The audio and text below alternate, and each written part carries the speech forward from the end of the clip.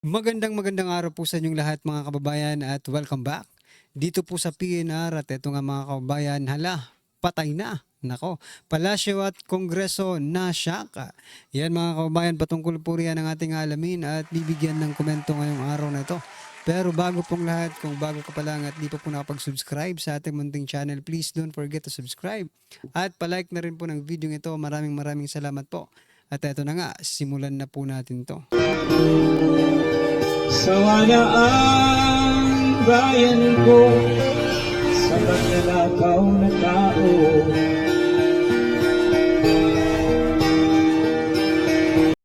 So yan mga kababayan, bago po natin muling i-play ang video ito, pasadahan po muna natin ang mga nagte-trending na mga balita dito po sa mundo ng social media. At unahin na nga po natin ito mga kababayan.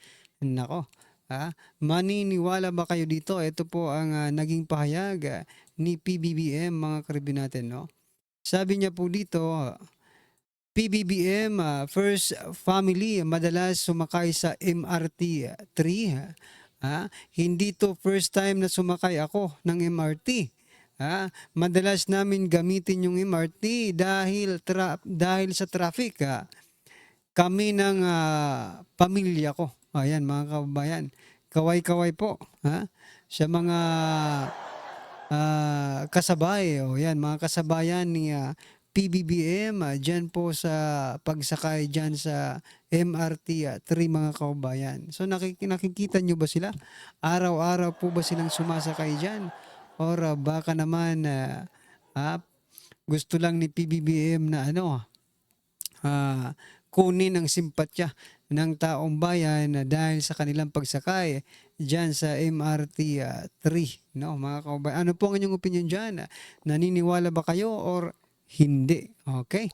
At ito pa mga kababayan, pasadahan po natin itong naging kalaban ni Representative Benny Abante na kung saan dinisqualify at ang idiniklarang representative ngayon ng 6th District of Manila ay si Benny Abante na mga kababayan ng panalo. Ito po ang naging pahayag ng kanyang katunggali na si Joey Chua Uy. Ako po ay Pilipino. Lumaki, nag-aral, nanirahan, nagsilbi at patuloy akong nagsisilbi sa aking mahal na lungsod ng Maynila bilang konsihal ng ilang termino. Mula pa noong 2020 or mula pa noong 2004 mga kababayan, hindi pala 20. Okay. Mula pa noong 2004, ayan mga kababayan, hindi pala eh. No?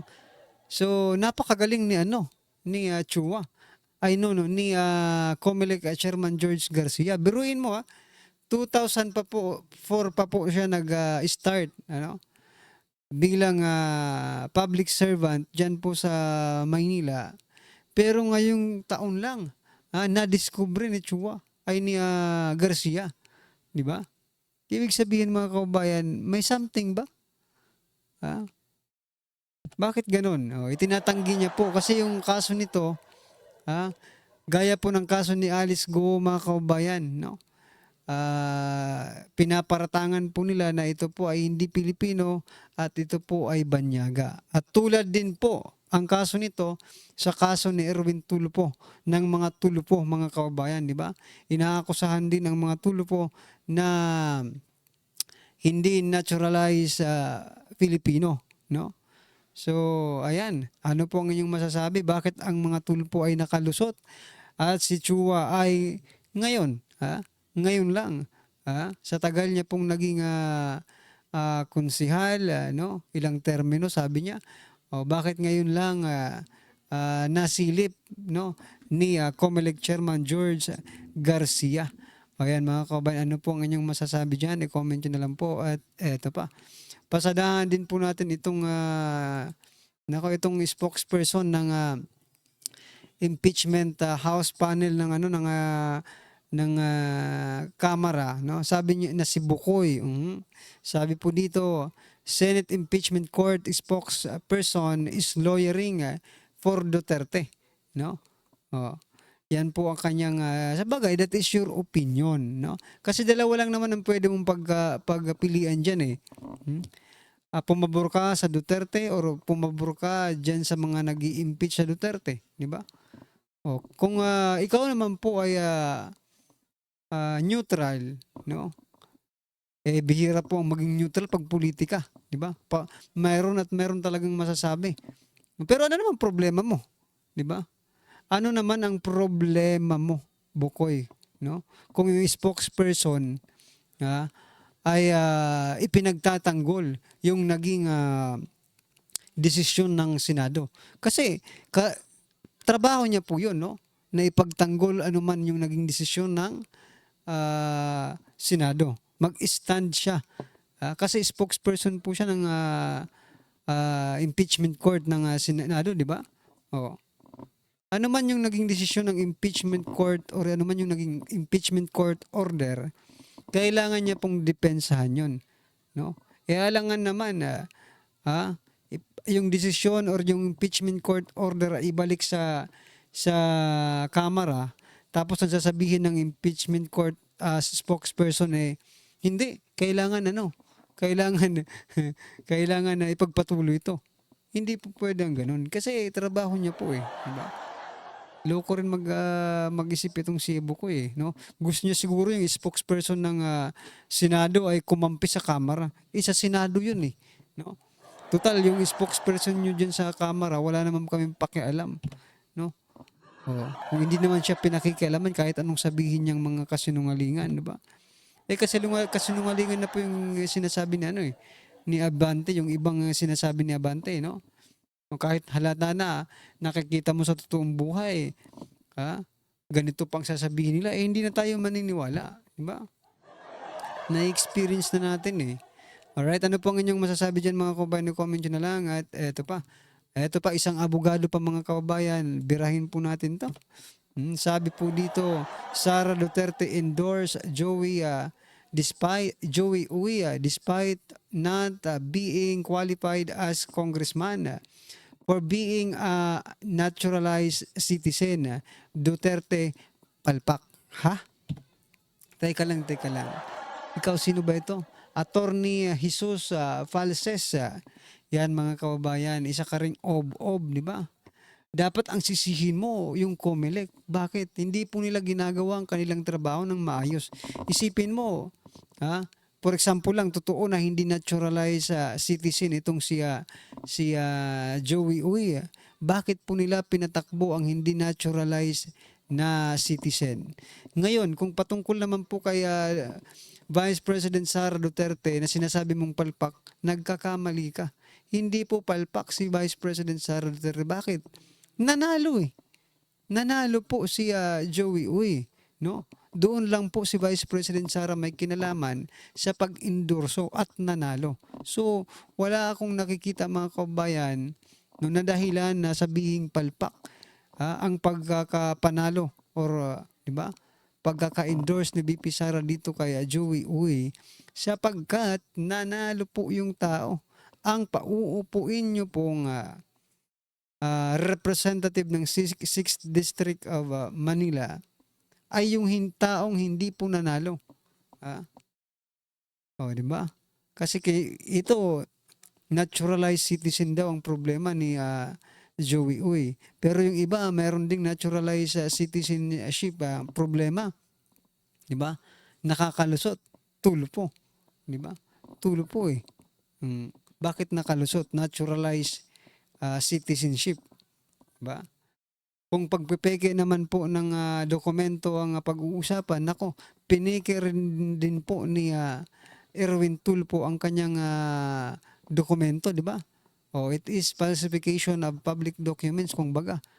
Bakit nakalusot sa COMELEC? Sige nga. Ang hirap talagang paniwalaan ng COMELEC ngayon.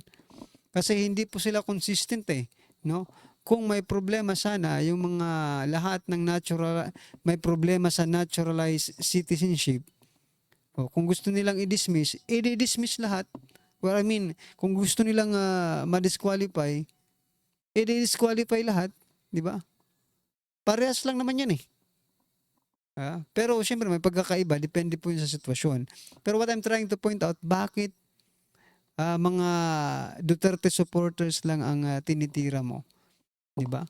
Yung mga kaalyado or pumapanig sa administrasyon, hindi mo ma-disqualify mo, 'di ba? So malabong ano ngayon ng COMELEC. Pero balik tayo dito sa ob na attorney Jesus fallacies na ito, no. Yan ay opinyon natin, mga kababayan. Oh, palpak daw si VP Sara sa pag-endorso ko dito kay Joey Uy. O yun nga ang sabi ko kanina, mga kababayan, hindi po palpak sapagkat nanalo yung tao, 'di ba? Anyway, ano pong inyong masasabi diyan? I-comment niyo na lang po. At eto, Vice President Sara Duterte. Vice President Sara Duterte may violating obligations with her trips abroad. Ayon po yan sa palas. Malamang sa malamang, ito ay si Yusek Castro na naman po. O, birahin po natin itong kanyang naging pahayag. Sara Duterte may be violating obligations with her trips abroad. So meaning mga kababayan, walang ebidensya itong Palas, itong si press officer Castro na talagang nababiolate yung obligasyon ni BP Sara sa kanyang mga travel abroad, di ba? Kasi may maybe, dapat wag mong lagyan ng maybe dahil dapat ikaw ay sigurado, Castro, sa inyong mga sinasabi dyan.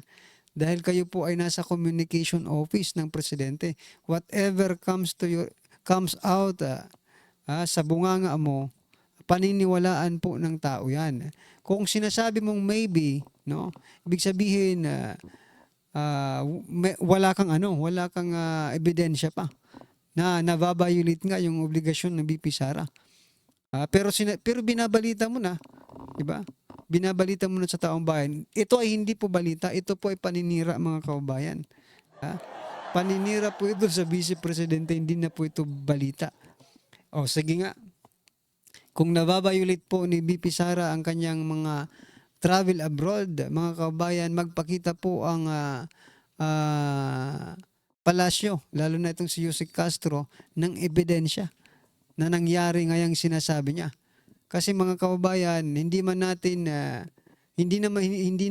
kailangan ng ebidensya kung i-compare po natin ang pag-travel ni PBBM kontra sa pag-travel ni BP Sara, no? Mas magastos po 'yun no? Pero walang return of investment, mga kababayan. So anyway, ano naman tayo, haba tayo diyan. But I'm trying to point out, mga kababayan, dapat sigurado po si Castro sa kanyang mga sinasabi. Dapat hindi maybe. Kung may ebidensya ka, ilabas mo. Diba? Kung wala, manahimik ka. Huwag mong siraan yung tao. Puro ka nang paninira. Wala nang lumalabas ng maganda. Kaya nga sinabi ni BP Sara, garbage in, garbage out ang babaeng ito. Alright?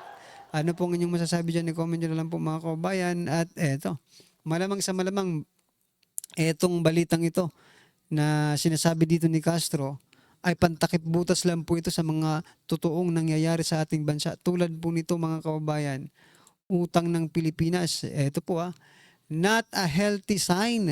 Hindi po magandang sinyalis ito. Philippine swings to 5.8 billion dollar BOP deficit, no, amid soaring trade gap, debt servicing. Ito pong balita mula sa bilyonaryo, mga kababayan, 3 hours ago, June 20, 2025. The Philippines recorded a balance of payment. Yan po palang meaning ng BOP. Balance of payment deficit of 298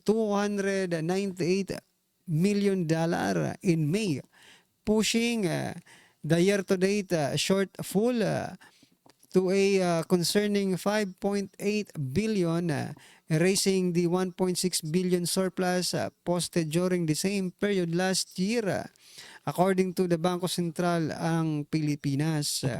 Ito ba? Ito bang sinasabi niyong maganda ang ekonomiya ng Pilipinas? No? Pag sinabi pong deficit, mga kababayan, kakulangan, no? May kulang po tayo na kailangan bayaran, no? So yan po ay ah, 5.8 billion dollar. Anong BOP, balance of payment deficit. Yan pa po ang kakulangan ng Pilipinas. Saan ba napunta itong mga ano na ito? Pera ito, ang napakalaki. Dolyar po ito, ha. Mga kababayan, dolyar po ito. Saan ba ginamit ang mga utang na ito? Di ba? Mga utang na ito. Mga utang ng ina nyo. Di ba? Utang ng ama pala. Ama ng Pilipinas ang umutang eh. Ano po ang inyong masasabi dyan mga kababayan? Di ba? Oh. Kasi yung iba, ito hindi pa natin narinig to sa mainstream media. Magbalita naman kayo ng mga utang ng Pilipinas, mga mainstream media, para malaman po ng ating mga kababayan. Buti kayo, marami kayong subscriber na pwedeng makapanood. Kami, konti lang po ang mga subscriber namin na posibleng makapanood ng mga utang ng Pilipinas. Ito, nakakulangan, no? Deficit. Well, anyway mga kababayan, ano po ang inyong reaction dyan? I-comment nyo na lang. At ito, pasadahan po natin ang video ito. Na kung saan, nako, ito. Patay na. Patay na po ang impeachment ni BP Sara. Ito mga kababayan natin, pakinggan po natin ito at bigyan natin ng reaksyon. Ito na po. Ni Senator-elect Rodante Marcoleta sa programa nila sa Net 25. Napakagandang pakinggan. He has a lot of confidence sa kanyang sinasabi. Patay na ang impeachment, sabi niya eh. Kaya nagmisa na sila eh. Patay na. Hindi pwedeng tatawid ang impeachment from 19th to 20th Congress habang nandyan ako. Yung Senate President daw, delikado siya pag sabi na, okay, nakatawid na o tuloy na ang impeachment sa 20th Congress. Delikado daw, baka hindi siya maging Senate President. Ang galing. Ito, pakinggan natin ha. Opo. Nandun na ako eh. Diba? Pero sa... Huwag yun ang tangkain. Yun ang ibig ko sabihin. Magtangkay. Wala pang nagsabing, ang pwede lang magsabing merong finality dyan, yung Korte Suprema. Lahat pwedeng mag-express ng view na sa tingin ko pwedeng itawid, pero walang konsekwensyon, walang legal konsekwensyon. Ngayon, kunwari pinag-usapan na pwede bang itawid? Hindi pa nakatawid. Pinag-uusapan lang na pwede itawid. Kasi sinasabi nyo na pagdating ng 20th Congress, nakatawid na. Hindi. Hindi. Malamang magdadaan din sa potokan yan, no? I-divide din ang House. Yan nga yung nakikita ko senaryo. Paano mong naitawid? Hindi ba? Ayan, Paano mong itatawid?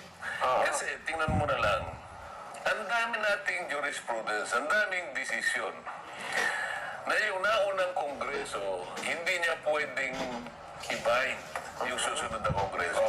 Lalong-lalo na yung mga miyembro na hindi naman nag-participate doon sa mga naunang pagtatalo doon. Di ba? Hindi mo magagawa yun. Basic na yun eh. Kaya yun lang, pag-usapan lang natin. Pero huwag kayong magpukunwari na habang pinag-uusapan natin, nakatawid na. Don't even think about it. Yun ang akin. Ayun. Kasi nakikita ko senaryo dyan, Sen. Pagka, parang ang hirap na, no? Naghahalal ka na Senate President. So siya ang magsasabi na, mag-compete tayo sa impeachment court. Tutuloy natin. Hindi niya pwedeng sabihin kagad yun. Ba't niya sasabihin yun? Sino ba nagsabi na nakatawid na? Ayun. So, pagkasabi muna, Pag-uusapan mo na. nakatawid. O pagka sinabi mo na ngayon na nakatawid na, baka hindi ka man Senate President. Ayan. Ingat ka. Okay. Iputuloy ko ba? May So yan mga kababayan, no? Mabuti na lang at nanalo po itong si Senator Marcoleta. Ngayon po mga kababayan, hindi naman sa sinasabi nating gaganti siya, pero hindi natin maiwasang isipin, no, na talagang this is the opportunity, this is the right time para po makaganti si Senator Marcoleta doon po sa ginawa sa kanya sa House of Representatives, di ba? Na tinanggal po siya sa mga komite na kasama siya doon sa mga komite na yon, di ba? Ngayon, sabi, bakit naman kasi minisahan niyo yung ano, di ba? Nagpamisa pa sila. Ngayon tuloy iniisip po ng mga taong bayan, no, na at syempre ni Senator Marcoleta na baka patay na po ang kasi minisahan nila eh. 'Di ba yung impeachment complaint against Vice President Sara Duterte. Yan mga kababayan. Ano po ang inyong masasabi diyan? I-comment niyo na lang po. At yan, maraming salamat. Please don't forget to like the video. Maraming salamat po. Sawa na ang bayan ko sa magnanakaw na tao.